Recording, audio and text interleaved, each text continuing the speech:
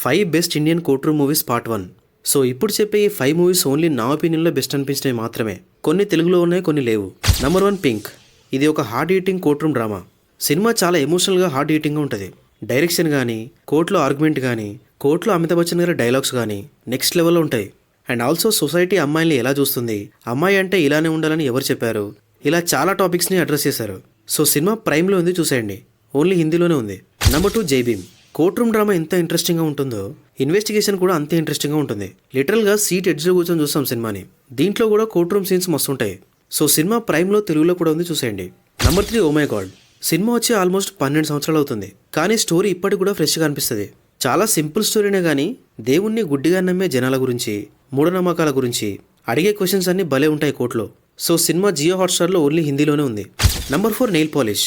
ఇది ఒక different court room thriller. Psychological ఆస్పెక్ట్ని మెయిన్ స్టోరీకి చాలా బాగా కనెక్ట్ చేశారు.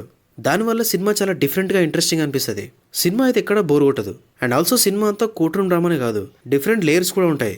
అందువల్ల చాలా ఇంట్రెస్టింగ్ అనిపిస్తుంది. సో సినిమా జీ5లో హిందీలో ఉంది, ఒక లుక్ వేసేయండి. Number 5 court state versus nobody. Natural star Nani produce చేసిన సినిమా ఇది. సినిమాలో స్టోరీ కొంచెం కొత్తగా అనిపిస్తుంది. లైక్ సినిమా మొత్తం పాక్సో చట్టం పైన ఉంటుంది. అండ్ ఆ పాక్సో అంటే ఏందనేది చాలా మందికి తెలియదు. దానివల్ల సినిమా చాలా డిఫరెంట్గా అనిపిస్తుంది.